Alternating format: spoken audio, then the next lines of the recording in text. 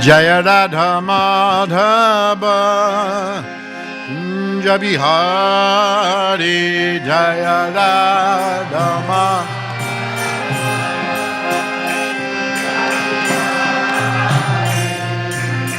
Jaya Radha Madhava Kunja Bihari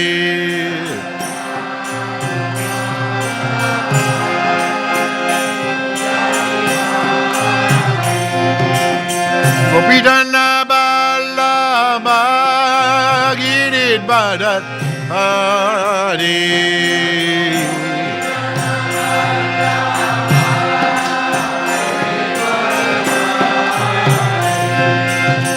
Gopijana Ballabha Giridhara Hare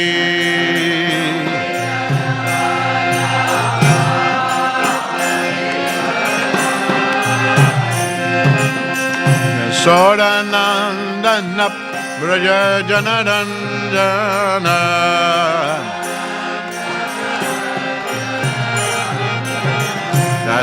Sodanandana Braja Janarandana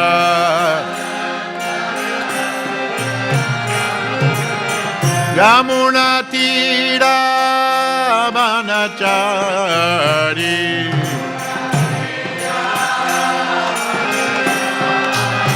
Yamuna Tira Banachari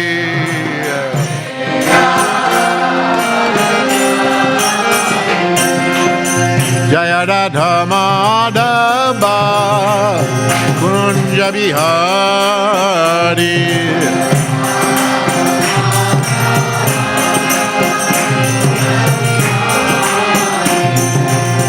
Jaya Radha Madhava Kunja Bihari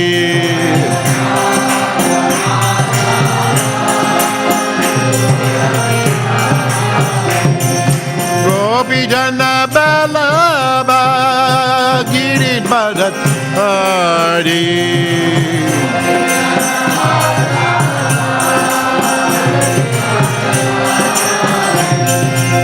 Gopijana Ballabha Giridhara Hare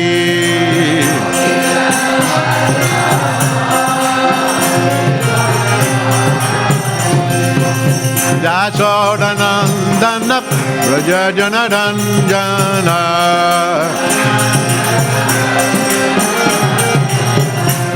Dasodanandana Braja Janarandana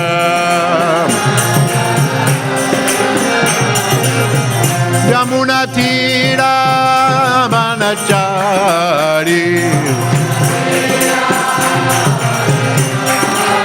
Yamuna Tira Banachari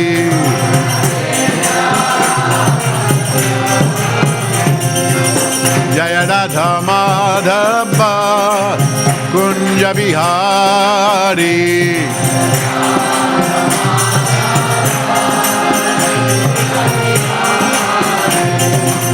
Jaya Radha Madhava Kunja Bihari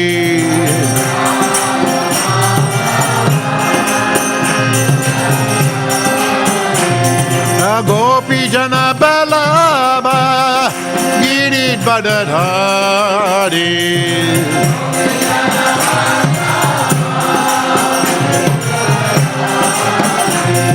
Gopijana Ballabha Giridhara Hare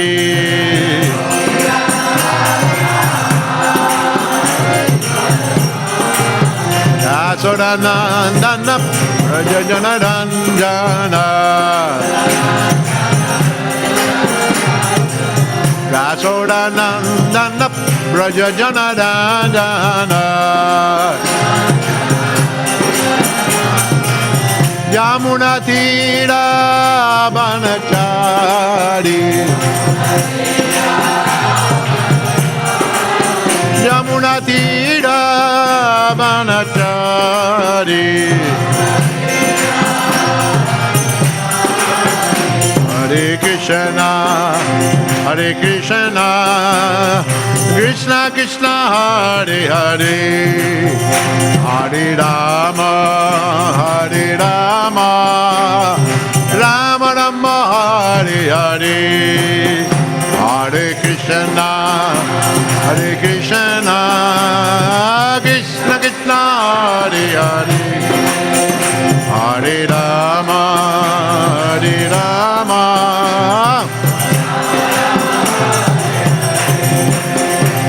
Hare Krishna, Hare Krishna, Krishna Krishna, Hare Hare, Hare Rama, Hare Rama, Rama Rama, Hare Hare, Hare Krishna, Hare Krishna, Krishna Krishna, Hare Hare,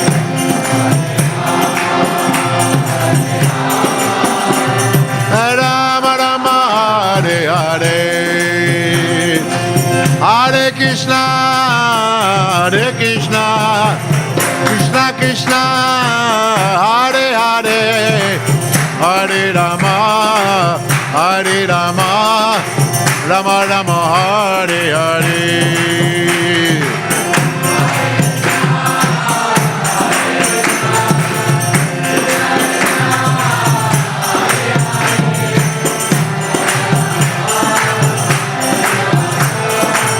Rama Rama, Hare Hare,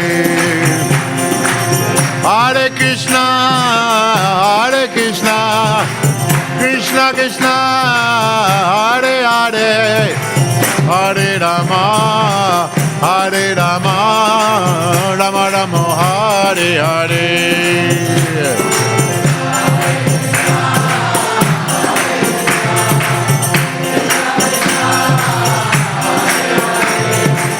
Hare Rama, Hare Rama, Rama Rama, Hare Hare, Hare Krishna, Hare Krishna, Krishna Krishna, Hare Hare, Hare Rama, Hare Rama, Rama Rama, Hare Hare, Hare Krishna, Hare Krishna,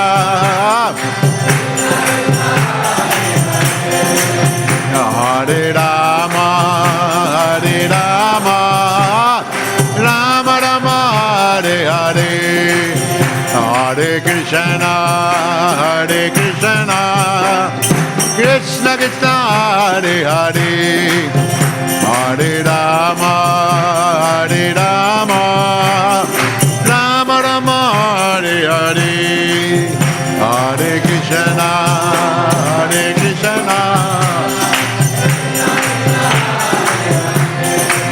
Hare Rama, Hare Rama, Rama Rama, Hare Hare, Hare Krishna, Hare Krishna, Krishna Krishna, Hare Hare, Hare Rama, Hare Rama, Rama Rama, Hare Hare.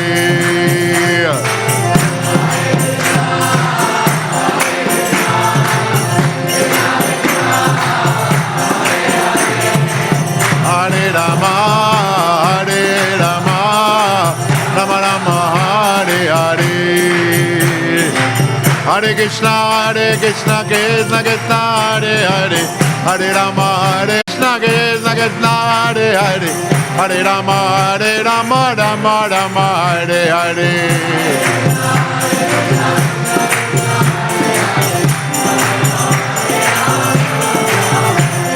Hare Krishna, Krishna Krishna, Hare Hare, Hare Rama, Rama Rama, Hare Hare, Hare Rama, Rama Rama, Hare Krishna, Krishna Krishna, Hare Hare, Hare Rama, Rama Rama, Hare Hare, Hare Rama, Jaya Radha Balaba Radha Balaba Shri Radhe,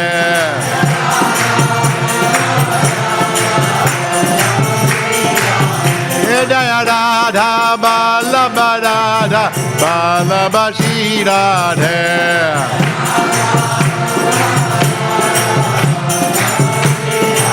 Hare ball Hari ball Hare ball Gowda Hare ball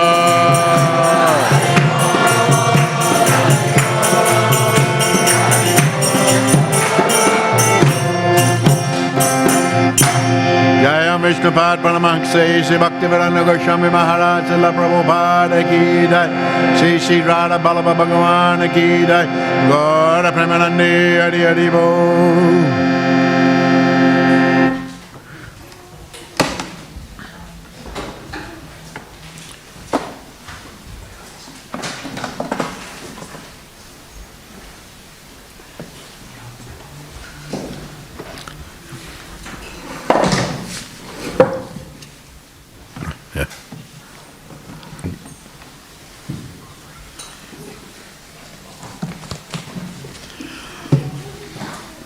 Om Namo Bhagavate Vasudevaya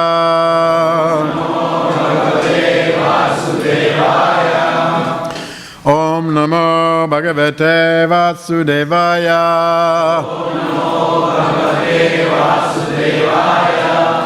Om Namo Bhagavate Vasudevaya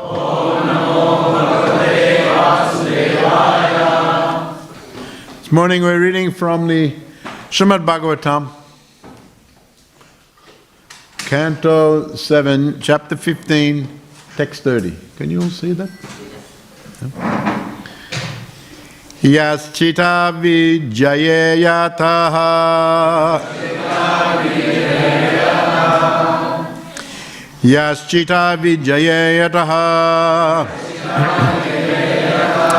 Syanni Shango Parigraha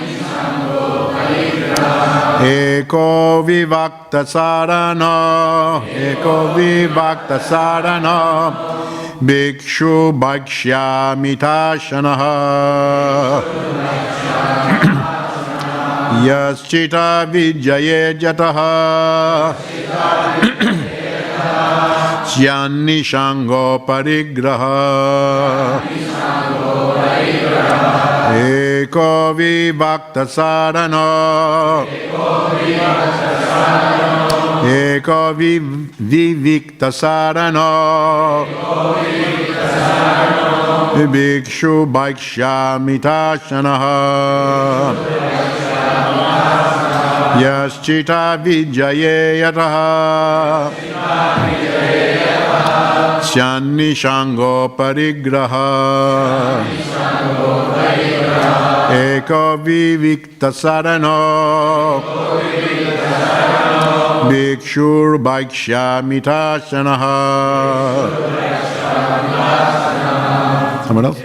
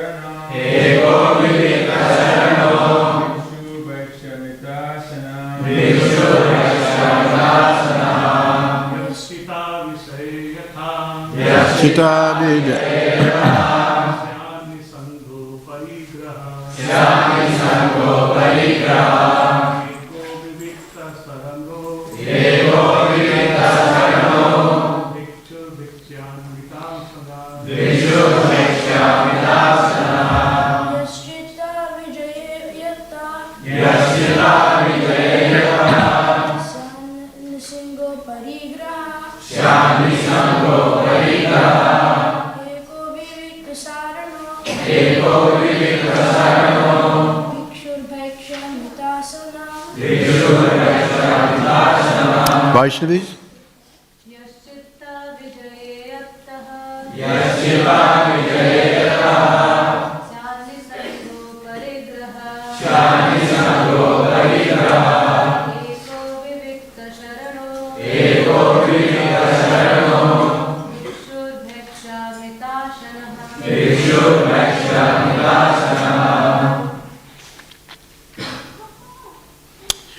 for word.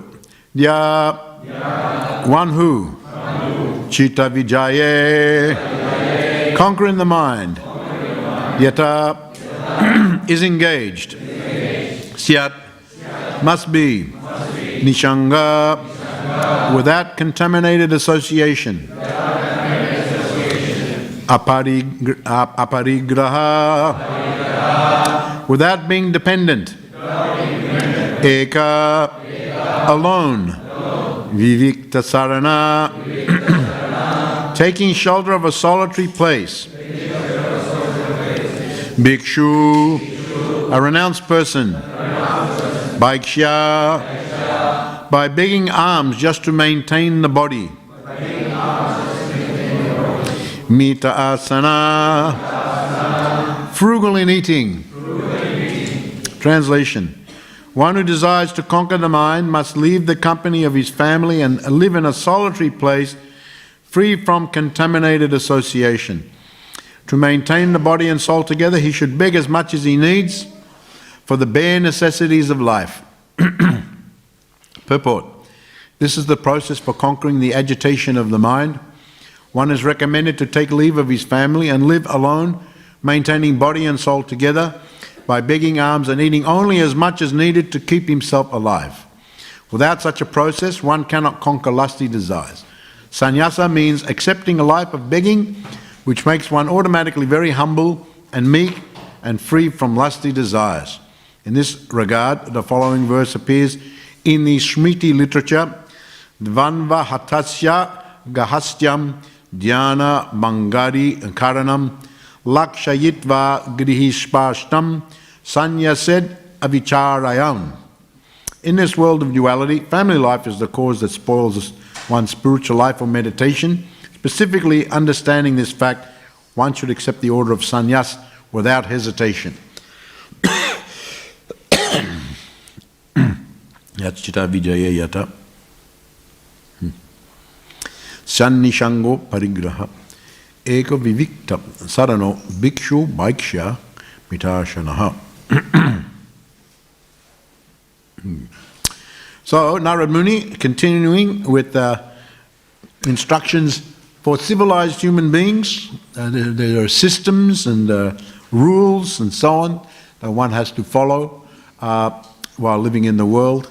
And of course we have our man-made rules, but man-made rules are necessary, but they're not the topmost position of following the system for civilized human life. Civilized human life is best served by following the Vedic system or the Pantratriki system as given by our great acharyas. So one can think that, well, we don't want any rules, we just want to do whatever we want, but actually when there are so many people living in the world, there's bound to be, especially in the Kali Yuga when there's mode of passion and ignorance and people are impelled to be envious, to be angry, to be greedy. What may be good for one person is not so good for the other person. Just like Prabhupada gives the example, the homeowner, he is praying to the Lord, please don't allow any thieves to come here and steal anything from our house. And the thief, he's praying to the Lord, please may I go to that house and steal that person's belongings. So this story illustrates that everyone has different desire, and one desire may be encroaching upon the other one's desire or other one's situation. So one person is praying to God, please protect this house. The other one is praying to God, please let me steal from this house. And I think the last time I was here I told the story of Lord Nityananda when the thief was looking at all the jewels. When Lord Nityananda came back to Bengal, he got married, and Janavadevi and Vasudha Devi had two wives, and he got married and he was living grihastha life, so people would offer him many things and jewelry and all, so he was wearing, but still he was going on kirtan. And then there was one thing, if there used to be, he was a Brahmana family but became very degraded, became thief, robber, murderer even. He was very low, even supposed to be good family. But he was seeing all the jewelry, so he joined the kirtan party one day, and he was just, Hare Krishna, Hare Krishna, but the whole time he was looking at Lord Nityananda's jewelry and working out how to steal it. And so he went back to his gang. He was the worshipper of Kali, or Chandi Devi, and they did some worship, and they made a plan to go, and he knew that Lord Nityananda was staying out of town in a little bit remote area, one Brahmana's house, and that he made a plan to go there with his gang and then wait till everyone was asleep and then rob the house, rob Lord Nityananda of all the jewelry and everyone else as well, whoever was there. And so they made the plan, and so he sent one of the gang to as a scout. Tell us what's going on there. Oh yes, at the moment they're still dancing and having kirtan, and they've just finished now. They're sitting down to prasadam. So I'm sure in due course of time they'll fall asleep, and then we can go there. All right. Well, maybe they'll take some time. We're going to take a little nap. You stay up and you inform us when they are asleep. So then we'll go. So in the morning, everyone awoke again, and the crows, quack, quack, and it was sun. What happened? You were supposed to stay awake and then tell us? Oh, I'm very sorry, I also fell asleep. So then they couldn't go. So the leader of the gang, he thought, oh, this is very unfortunate. Maybe I didn't worship Chandi Devi very nicely, and this has come about inauspicious for us. And so then I'll worship her very nicely tonight. And so we'll go, we'll let a little time pass, and we'll go. I know he's staying, Lord Nityananda is staying there long time, this fellow Nityananda he called him. And so we'll go after a little while again. So the next time they went, all of a sudden, as they were looking, they saw these big gigantic guards marching up and down with tilak, big mustaches and big swords and all weapons, turbans, everything like big beards, mustache, with weapons, and they were like 7 foot tall. Gigantic fellows, like big soldiers, all walking around, Hare Krishna, Hare Krishna, and protecting the border. So then the leader said, "Whoa, what's this? How is this possible?" He thought, well, maybe one big king is a patron of this Nityananda, and he sent these, maybe just to protect them, he sent these soldiers. So there's no way even one of them looks like they could kill our whole gang. So we won't go. And we'll come back a little while, and after some time they'll be gone. So they came back a third time, and then this time, as they were wanting to go closer, all of a sudden the night became dark. There was no moon or anything, no stars, pitch black. They couldn't see a thing. And then a big storm came, and big rain, heavy like hurricane came. And then the wind was coming very strong from the side, and then the rain came and it turned to hail, and the big hail, big blocks of hail. Have you ever been caught in hail? They're little, but then they can be big also, and jagged like rocks. And they were hitting them on their head, and then they couldn't see, and some of them fell in the big ditch. There was a big ditch around the home, and there was all of a sudden big mosquitoes and worms came and attacking them. And so they were crying out. And so the leader of the gang, he thought, this fellow, Nityananda, must be someone very special. I can understand that he's been protected not only by just ordinary people, he is protected by some higher power. He is protected by some higher power. Maybe he is the higher power. He was thinking like that. Maybe he is the higher power. So he had an epiphany, he had an awakening. He had an awakening, and he had a realization, and that he thought that actually we are committing grave offense. And he had an awakening. He is not ordinary. He is a very saintly person.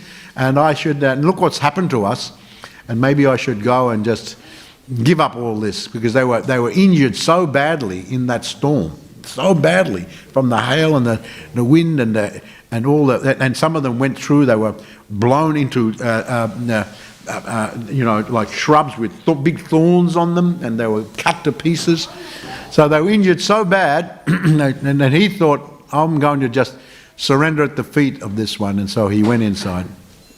And of course Lord Nityananda knew everything, and he just fell at the feet of Lord Nityananda, and Lord Nityananda placed his feet on his head, and he lifted him up and embraced him and said, I know that the whole time you were wanting to steal from me, and you are doing so many nefarious activities. So just from the touch of Lord Nityananda, just from paying obeisances, the thief's heart completely changed to all pure, and he was like a new person. He was a new person. He was crying, shivering in ecstasy, just from the going there and then being embraced by Lord Nityananda. He was in ecstasy, hair standing on him, crying uncontrollably. And Lord Nityananda said, now just stop all these sinful activities and stop your gang from doing these things, and from now on just always chant the holy name of the Lord, and you tell everyone else, if you know any other gang, there must be many gangs in the area, you go tell them also stop this sinful activity and join with your group, and just do the chanting. So he did that, and he became a great Vaishnava, became a great follower, and he actually converted many thieves and robbers to the good life. So this is an amazing story that told in Chaitanya Bhāgavatam. That this is the position in the material world, that there must be rules, otherwise anyone can do anything to anyone at all. There must be some rules. Just like even if you're driving, imagine sometimes we're very annoyed, the light turns red and you have to stop in the traffic. But imagine if there was no light and just they're like a big jam and no one can move. In the big cities of the world we often experience this. If you go to Mumbai, sometimes there's no light. Generally they have the police there directing the traffic. I remember I was in Jakarta one time, and also another big sprawling city, and we were on the way to airport, and there was a big jam, no light, no police, and just jam, no one moving. I was waiting, and 1 hour later, no traffic was moving, and I couldn't even get my flight, had to rebook everything. So this is a simple thing. Just on the matter of driving the car, imagine if there has to be some rules. Of course, the materialists, they always seem, they have so many rules and they keep making more rules, and being in the mode of passion, whether these rules are absolutely necessary. Some are definitely necessary, but quite often being in the mode of passion, they perhaps sometimes go too far. But anyway, some rules is necessary. So the best rules is that given by the great acharyas, how to live civilized life, and Narad Muni is very kindly, we're reading now, he's very kindly giving instruction.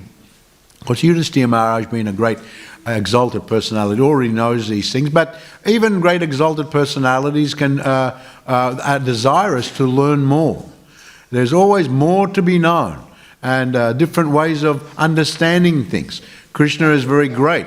So there are many ways of understanding Krishna and understanding the whole situation of the world and so on, understanding ourselves. Practically we don't even understand ourselves. Krishna knows us better than we know ourselves even. He is travelling with us.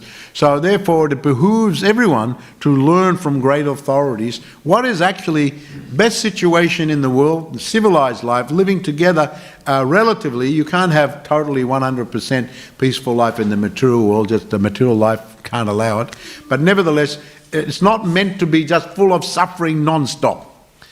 Full of suffering. No, relatively there'll always be some prick, some annoyance, some disturbance, but relatively if you live pious life, civilized life, according to the different procedures given by great acharyas and the shastras, then you will live relatively peaceful, and then you'll follow the system as given by our great acharyas and shastras, and then you'll just make steady progress going back home, back to Godhead. So this is the idea. This is the idea of the Supreme Personality of Godhead. This he wants. And he instructs his great devotees to give the instruction about this. There many have written great shastras and so on, what to do, how to live in the world. How to live in the world. Everyone is just a trial, and Prabhupada used to call it, what he used to call it, trial and error civilization. Trial and error. You say, yeah, they try some things, oh yes, works, okay, we'll make legislation about that. And then, oh, this one's not working, throw that one. Oh, that one was working before, but now it's not working so good, change it. So you get all these amendments to the legislation, or, replacing the legislation with a new one. So continuously, trial and error, not perfect system. Not perfect system. But the actual perfect system, as far as life in the world, is given here. So here Narad Muni is talking about becoming renounced in life, and becoming very, very serious, especially towards the end of our life, about spiritual advancement. Spiritual advancement. Yatchita vijayayata. Now, in the previous purport, Prabhupada mentioned that unless one is trained properly, then one will resort to very lowly activities, being impelled by the mode of passion and ignorance especially. And one will revert to very animalistic activities. And in fact, if one engages in very animal type activities in the human form of life, in the next life, Krishna will give them a more appropriate body. You like to eat the meat and drink the blood. Therefore, the human life is not meant for that. Go to a species where you can just jump on someone, you become a tiger or something like that, where you can eat the meat and drink the blood. You see, human life is not meant to be like that, but people doesn't know anything. They just eat whatever they want, but there has to be some restriction. So if you're going against it, yes, you can do whatever you want. Just do it. I remember one time there was one disciple of Prabhupada, right in the early days. He was coming, he said to Prabhupada, I don't know if I can stay in this Krishna consciousness, so, but there's too many rules. He said, I want to go out. Then Prabhupada said, so who is stopping you? Who is stopping you? You want to go out? Who is stopping you? Go out, but the consequences must be there. You go out, then you have to go into the material life again. Then the consequences of the material life. But if you stay, you can have the benefits of making spiritual advancement, and if you're very serious, at the end of your life, go back home, back to Godhead. So make your choice. Who's stopping you? You can do this or you can do that. So we have to make a decision. But it's very important that we try to understand these things. So therefore, very kindly, Narad Muni and other great acharyas have given explanations why we should take up the spiritual life. It's in our best interest. It may be inconvenient because people don't like rules and they don't like to do tapasya. They like to do whatever they want to do. But unfortunately, we can't do whatever we want to do. We can't do whatever we feel like doing in the material world. It's just not that the whole situation doesn't allow. The sooner we understand this point, that we cannot just do whatever we like, there must be restriction. Now, there's going to be more restriction on the side of material activities than there is going to be on the side of the spiritual life. Yeah, we accept some voluntary tapasya. We accept some, we have to rise early. We have to not eat the meat. We have to follow a certain diet, offer to Krishna, do so many things. But on the material side, so many things are forced on you. No one can say, I love going to the work every day. At 6 o'clock in the morning, I'm rushing to the work because I love it so much. And my boss is telling me so many things, do this, and I love it so much, I want to go. So who is actually enjoying like anything, life in the world? One can say, one may say, yeah, I love it very much, but no one can put up their hand, who can say, I am always happy in the material world? I'm always happy. There must be some suffering there. So the suffering will be more on that side, and there may be some acceptance of voluntary tapasya and austerity on the spiritual side, but it's much less, and the reward is far greater. Tapo divyam putrakena sudyat jasmat brahma sokyam tvanantam. This I said the other morning, Lord Rishabh. That Brahma Sokyam Tvanantam, the pleasure is eternal and ever increasing. So the reward is just so big and increasing, whereas the reward on the material side actually is decreasing. It may temporarily seem to increase, but at the next moment you can lose everything. Who's to say? No one can be 100% sure whether they can keep all their money. Everyone wants to have the money. Get more money, so therefore, but everyone's in anxiety. How I'll keep the money? So many people are coming after my money. The government is coming after my money. So many taxes, this, that, the other thing. All my friends are coming after my money. I remember reading the story a few years ago about the man in England who won the lottery. So many millions of pounds he won the lottery. And before he was living very quiet life, a little bit elderly, and hardly anyone was his friend, family even. He wasn't paying any attention to him. Just he was by himself, just lonely. He won millions of pounds. All of a sudden, family became his friends. He never saw them for many years. All of a sudden, I want to come see you, visit you. How are you? I haven't seen you for so long. Oh, you're my dear friend. And then after a few moments, can you give me £100,000? I need to do some business deal. So all of a sudden, everyone becomes your friend. But if you run out of the money, then they go away again. So all this so-called friendship in the world is based on what people can get from you as far as gratification, sense gratification. So therefore, one may get one may get some, and this is the result of karma also, what you did in your previous life. Someone is rich, someone is poor. Someone can work their whole life and still not get any money, and someone can just all of a sudden get so much money. This is the result of the previous activities. I always remember one Grihastha, godbrother of mine, he said, Ramai Maharaj, I've been married now nearly 40 years. And I think in the beginning we had more money than we have now. Now we've got less. In the beginning we had more.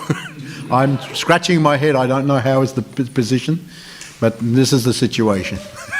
So it's a case of, diminishing returns. I think in accounting they have a term like that. Diminishing return. Diminishing return means you put so much energy, but what you get back is decreasing. So then you have to calculate, why put so much energy when what I get back is less? So in general, with sometimes in temporary situations you get something and then you lose it. But in general, the life in the material is diminishing as far as the pleasure. Whatever you did one time, the next time you do it, you'll have to increase it, because if you do it exactly the same way, it'll be less pleasure because you already did it. And there's a limit how much pleasure you can do doing the same thing all the time. Even if you love gulab jamans, for example, you may love to eat the gulab jamans. So I give you gulab jamans, you're very happy. But if I were to give you gulab jamans every day, would you like it after 1 week eating gulab jamans, or 2 weeks, or 3 weeks? Here's the gulab jamans again. No, take it away. I don't want to see. Because it's decreasing. The pleasure's of course, if it's prasad, it's another thing. But ordinary. So the sooner we understand this, the better. This basic principle that life in the material world, the living material life, is diminishing in the pleasure. Life in the spiritual, maybe some hardships we have to adopt, but actually the pleasure is increasing. If one follows properly, it will increase. It will increase, and you will feel it. And the hardships will decrease. Now in this verse, coming back to this verse, here Narad Muni is recommending that at some point in the life, usually later when one gets older, you have to detach yourself from all the family situation. Because the family situation, there's so many obligations. You may even want to do the spiritual activity, but because of obligation, you're impelled to do so many. The children have to be looked after, the school. So many. I don't have to. You know better than me, because you're all grihastas mainly, and so you know better than me. What are the obligations? Big burden. A big responsibility go in the grihasta life. Big responsibility. I was talking to one brahmachari. He was going to get married, but then just in the last few weeks before the marriage, he was getting a little scared. I said, "What are you getting scared of?" "Oh, big responsibility. Now I have to find money, all these things." Oh, he was getting afraid. In the end, he got married, but he was having, he was thinking like that. Oh, now I have to earn family, children. Before I was living very simple life. So actually here it is mentioned that you have to go back again to the simple life. If you were brahmachari before, you have to go back again, because the freedom there is no other obligation, and this is allowed. Now in the life we have obligations, we have to fulfill them. The obligation to the devas by doing proper worship, forefathers, because they are bringing us in their line, bringing us into the world, and obligations to forefathers, family, obligations to so many things in the world. But if one takes up the spiritual life fully, then one is said to have no obligations. Krishna absolves that person of obligations. And so one is free to advance spiritually. So here, the word bhikshu is used, bhikshu. Bhikshu means renunciate, detached. So bhikshu, bhiksha. Bhiksha means just by begging. Begging just to maintain the body. Of course, bhikshu can be vanaprastha, generally in the older age. Vanaprastha, after married, long time, children all grown up, just free, no obligations. You're retired. We see a lot of the vanaprastha, especially India. We see a lot of the elderly people. They go walking to the holy places. Very good, husband and wife together. They go visiting all the holy places of India. Very, very wonderful thing. Here is recommended by Narad Muni that at some point maybe a separation should be there, even just that last little bit of attachment. So fully concentrating on the Supreme Personality of Godhead. So then one becomes bhikshu, renunciate, vanaprastha, or sannyas, bhiksha, begging. Just like we have this piece here. One time one devotee asked me, why do you wear this other piece here? And I said, this is, technically it's called uttarya, but it's actually meant for begging. Bhiksha, begging. So the sannyasi or the brahmachari can do also. Vanaprastha, they go by the begging. And so here, the word used, bhiksha, begging. Just go, whatever anyone gives. Whatever anyone gives, you just go. I remember when I was getting initiated, this is before this temple here in Melbourne, the devotees told me, now Prabhupada's coming, he's giving you initiation, you have to give some guru dakshina. It is traditional that the disciple has to give some offering to the guru. This is called guru dakshina, to show the gratitude and show respect to the guru. Then he will initiate you. So I said, what I have to get? I said, well, whatever you can get, you can give some Lakshmi, you can give some vegetables, fruits, and all sorts of. So I said, well, and someone then said, well, best to go just begging. Brahmachari can go begging. So I just went door to door in the area, knocking on the door. I went knocking on the door, and these are all Westerners. They doesn't know anything about bhiksha, or even at that, in the early day, they didn't even know Hare Krishna. And so knocking on the door, so someone, when they opened the door, what is this? Who's this fellow standing here? And so some of them were afraid of not opening the door. But others, I said, my name is such and such, and I'm getting initiated by our guru. And I just explained them, and the tradition is that we are begging some alms to offer the guru. The tradition is like that. So some were very nice. Oh yes, I've got some fruit here. Oh, very good. I remember one lady, she gave me half a dozen eggs. She went in the kitchen. Yeah, I think I can get something. She came back with half a dozen eggs. So I said, well, thank you very much. We don't give, if you've got an apple or something. And then I heard Prabhupada, he liked honeycomb. And so I was able to get some Lakshmi and give him some honeycomb also. So that's a traditional bhiksha. Bhiksha means begging, bhikshu, and dedicating the life. Just like in Vaishnava order, the sannyas has his danda, 3 rods, plus the small one in the top. The 3 rods means mind, body and words totally surrendered to the Supreme Personality of Godhead, and the jiva is there. The jiva is there. Srila Bhaktivedanta Saraswati Thakur, one time he described the Vaishnava danda and that part there as an axe for chopping away the material attachments.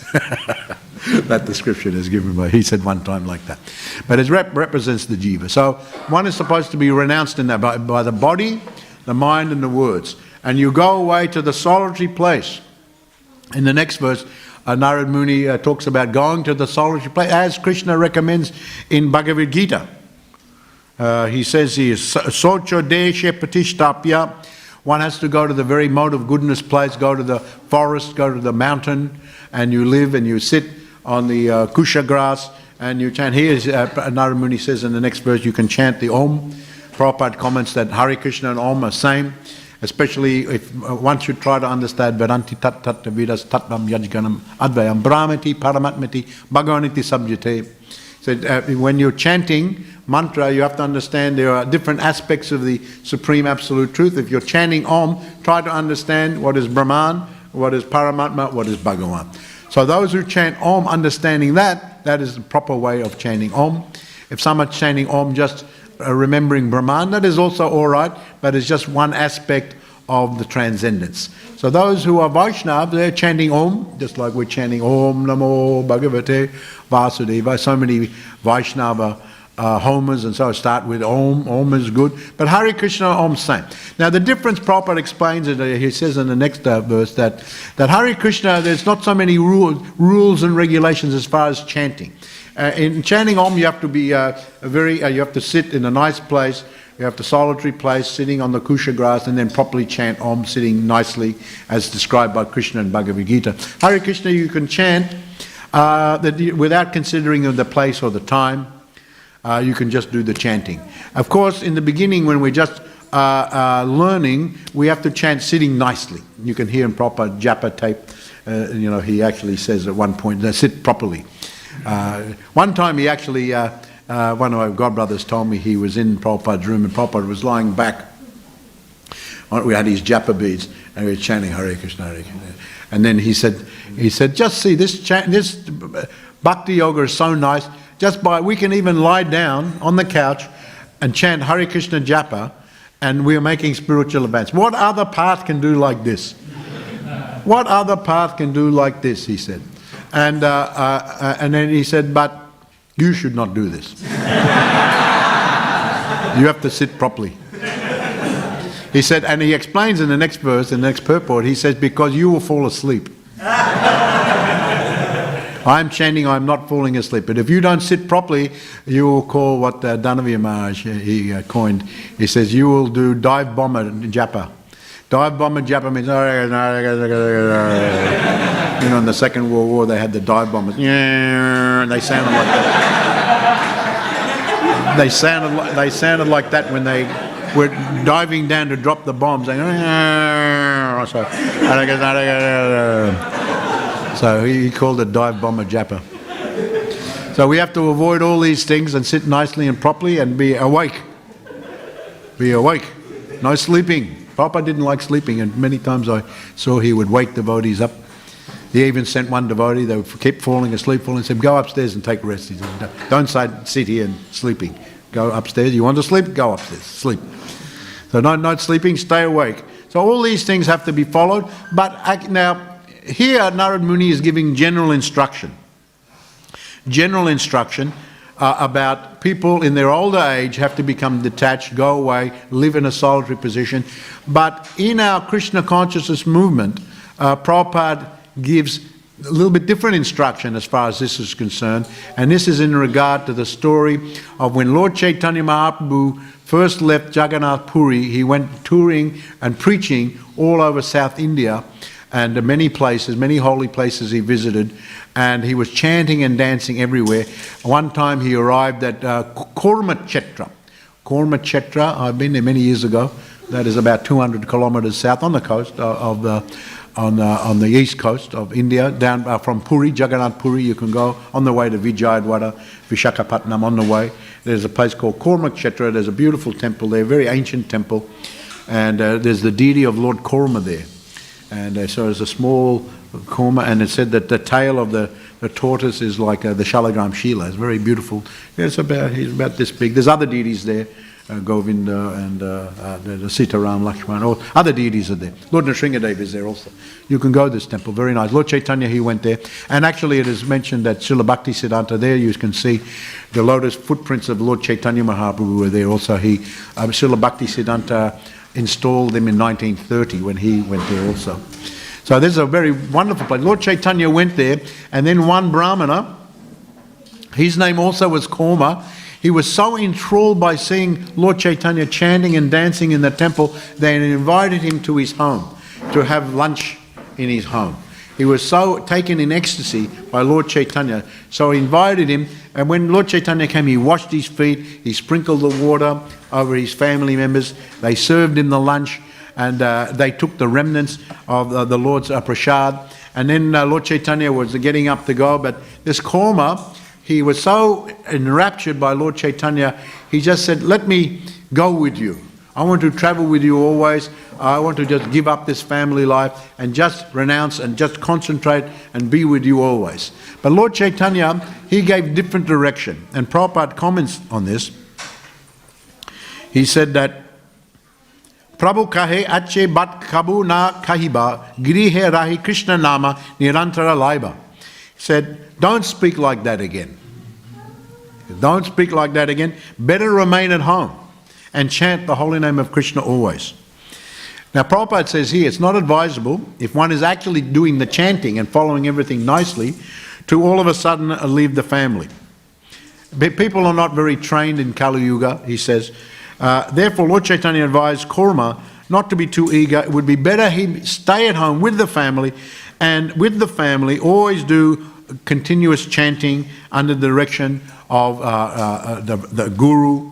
And if this principle is followed by everyone, there's no need to accept sannyas, Prabhupada says here. And in the next verse, very famous verse, he says here, Yare deka tare kare Krishna upadesh, amara agya guru hara tare edesh. Instruct everyone to follow the orders of Lord Sri Krishna as they are given in the Bhagavad Gita and Śrīmad Bhāgavatam. In this way, become a spiritual master and try to liberate everyone in the land.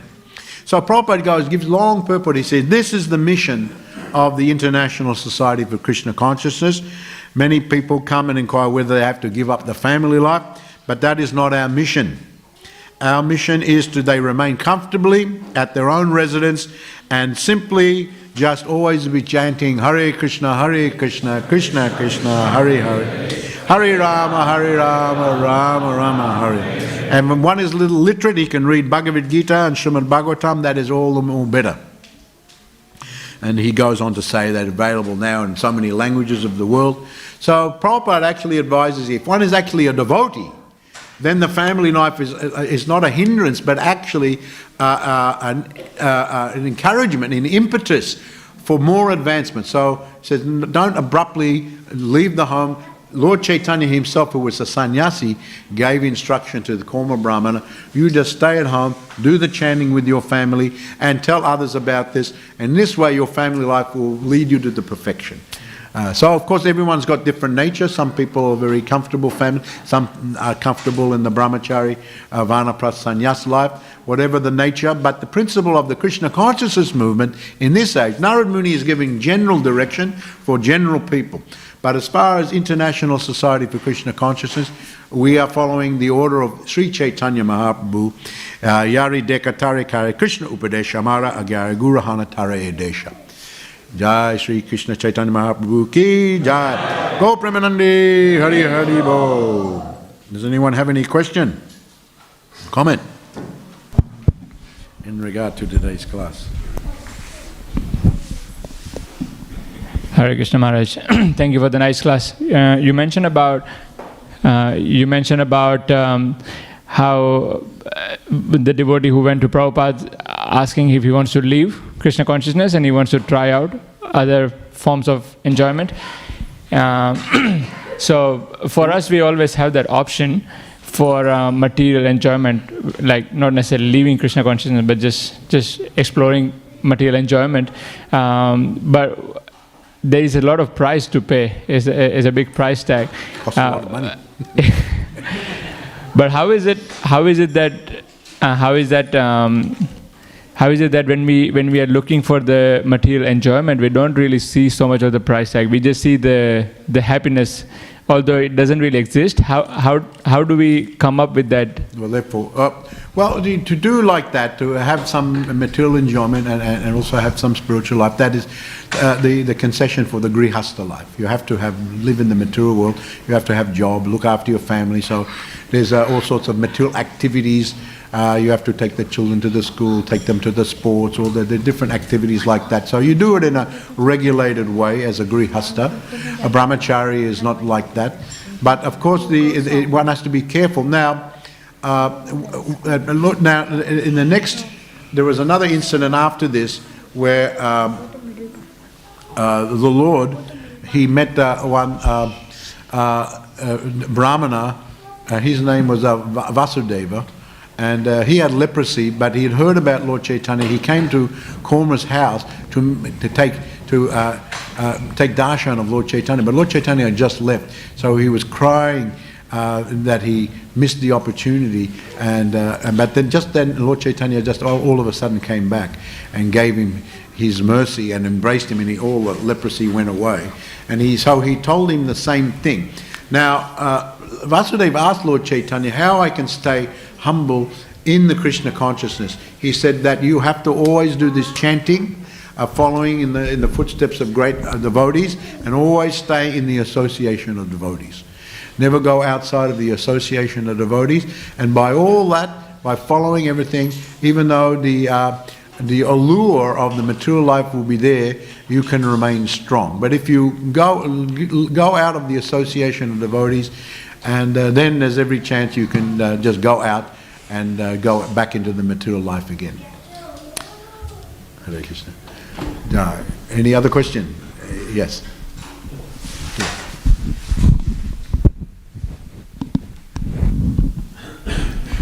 Hare Krishna Maharaj, thank you for the nice class. Maharaj, you mentioned how in material life results are always decreasing, and in spiritual life Is also? in material life all results are always decreasing, Oh, yeah. but in spiritual life all results are increasing. So Maharaj, in material life we see the results, like we get the money, we will go through the loss of the money, but in spiritual life we see it takes a lot of time to see actually whether we're progressing or not. So how do we keep patient and continue our devotional service and maintain the same faith as we keep in material life? No, the same answer. Always do the chanting, always associate with devotees, and always pray to Krishna and engage in devotional service, and then you will make advancement. You have to be careful to follow everything nicely as given by the books like Śrīmad Bhāgavatam and Bhagavad Gita, and follow the directions of the senior Vaishnavas and Guru, because you can be doing nice devotional service, but if you're not careful for committing aparad offences, then that will be a bit of a block. Krishna is not happy, so then your devotion may go down. So if your devotion and love is going down, then you have to be thinking, what is it I'm not doing quite nicely? Maybe I'm not chanting my rounds properly, maybe I'm doing other things. Just like I told the story the other morning of Rupa Goswami, when he felt his devotion, and then his brother Sanat Goswami told him, well, maybe you commit some offence, And he made that festival and he invited everyone, and he just saw that one devotee didn't come, so then he went to him, he begged forgiveness. So you have to, so with the help of the other devotees, and then you can talk with them and say, I'm not feeling so much devotion, what do you think I should do? And I can give you some good advice. So always check with the others. Always check with the others. Thank you. Yes. One final question. Someone else had a question. Yes, in the back there. Thank you. Did you have a question, man? In the back. Did you still have a question?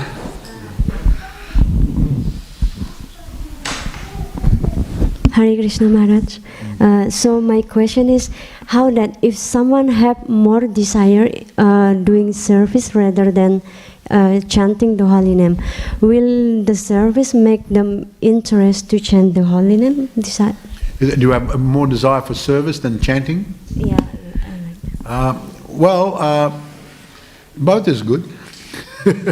Service is good. Prabhupada emphasizes the seva. Always do service. So being attached to service is good, but that shouldn't be at the cost of your chanting. So chanting, one always has to do the chanting, and if you not have much taste for chanting, then you have to see how to improve the chanting. But attachment to service is also very good.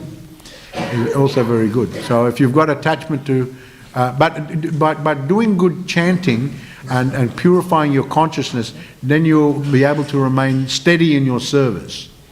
Whereas, so the hearing and chanting. Hearing and chanting comes first. So, if you want to remain steady in your service, you have to also do nice chanting. So always concentrate on your chanting. But to have attachment for seva even more than chanting, You mean japa? Japa chanting? Or kirtan chanting? All chanting. You like kirtan, but japa not so much? I know some devotees find japa hard, especially every day. So a little bit tapasya sometimes. We don't have no taste. We're not rasika bhaktas, who they cry. They just cry when they just say Krishna, they cry. Tad asmasam ridam bhatidam yadriyamani hadanamade. There's one verse in the Śrīmad Bhāgavatam. If you are saying Krishna's name and not crying, that means your heart is like a stone. One verse like that. So we can understand our heart is pretty hard. We're not crying when we're chanting. So that will come. Just keep going. Try to improve in so many ways. Seva is good. Doing seva. Prabhupada very much emphasized doing service. Don't be idle. I think I've told a story one time when we were ISKCON, Prabhupada was in Vrindavan opening Krishna Balaram temple. This is in 1975. We were there. And we were going in, and the temple was just getting finished. It was finished. They were ready for the installation, everything. And a group of us from Australia, Brahmachari, we were just walking around, having a look inside. And Prabhupada all of a sudden came in there with a few of his servants and assistants, and we paid our obeisances. And Prabhupada asked us where we were from, and so we were telling. And so, what are you doing? Oh, we come to have a look at the new temple. And he said, oh, very nice. But you don't have any service in the temple here? I said, no, Prabhupada, we're just looking. Prabhupada, no, you have to have service. When you come temple, you have to do some service. And he looked to one and he said, give them some service. So then all of a sudden we were cleaning. Looking was not enough. So Prabhupada emphasized seva, doing service. These things are very important. Jai, oh glory to Srila Prabhupada ki Jai. Jai Gaur Premanandi, Hari Hari Bo.